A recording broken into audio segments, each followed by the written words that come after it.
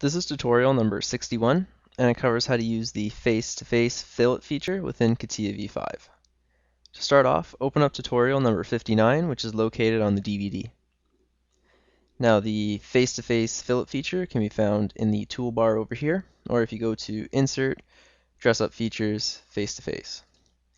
So the face-to-face works just like the other ones, except what you're going to do is you're going to select two faces on the part, and you're going to create a fillet between the two of them. So to do this, let's start off. Let's click the face-to-face, and let's make a fillet along this edge here. So we're going to click this face, and click OK. And you can see that we created a fillet right there.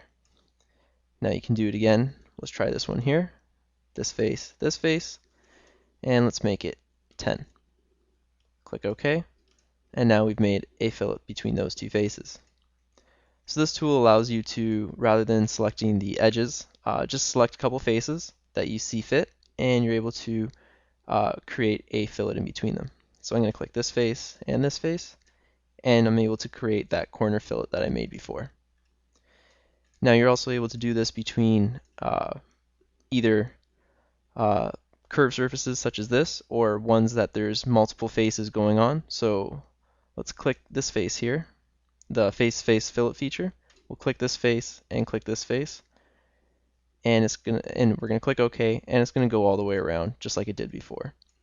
So with this tool, it gives you another degree of freedom, kind of more options to choose the faces and choose where you're going to put your fillet between those faces again.